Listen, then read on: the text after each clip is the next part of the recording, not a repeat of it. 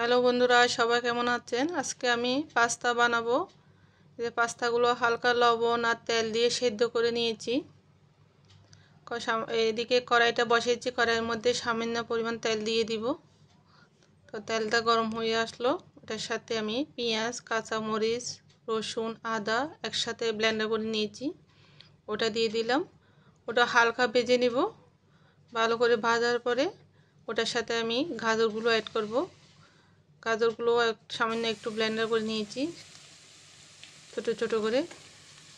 গাজরগুলো ওখানে দিয়ে হালকা ভেজে নেব আমি গাজরগুলো পেঁয়াজের সাথে। ভাজার সময় পরিমাণ মতো লবণ দিয়ে দিলাম। লবণ দেওয়ার পরে ওখানে আমি পরে মশলাগুলো একটু হালকা করে ভেজে নিচ্ছি গাজরটা। এরপরে একে একে করে মশলাগুলো অ্যাড করব।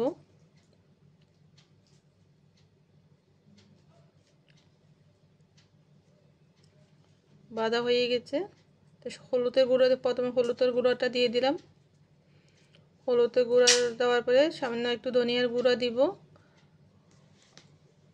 ধনিয়ার গুঁড়া, জিরার গুঁড়া দিয়ে দিলাম। এটা হালকা ভেজে নেব গাজরের সাথে।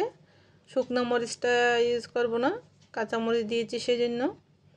আর এটার সাথে অন্য মশলা আমি অ্যাড করব না, সামান্য পরে গরম মশলা অ্যাড করব।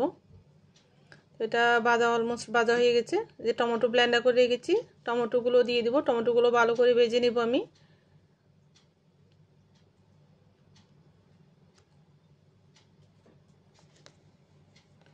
সবসময় মশলা কষানোর সময় জালটা একদম ছোট করে দিতে হয়। মশলাটা ভালো করে কষায়। এখন এটার সাথে আমি দিয়ে দিলাম সামান্য গরম মশলা। ওদিকে পাস্তাগুলো অলমোস্ট সিদ্ধ হয়ে গেছে। পাস্তাগুলো আমি একটা জায়গা, এদিকে মশলাটা কষানো হয়ে গেছে, পাস্তাগুলো সিদ্ধ হয়েছে। পাস্তাগুলো আমি একটা ঝাঁকার মধ্যে, ওখানে সামান্য জল হয়েছে, জলটা ফেলে দিব। পাস্তাগুলো সিদ্ধ হয়ে গেল।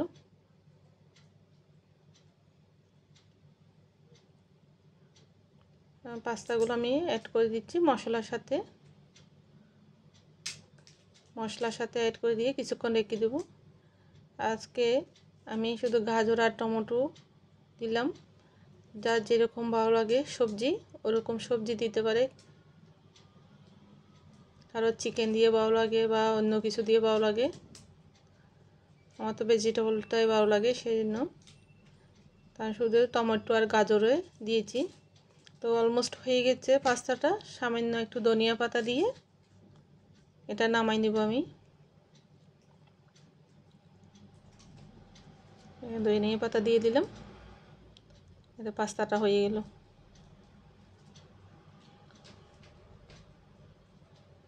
পাস্তা রেডি হয়ে গেছে।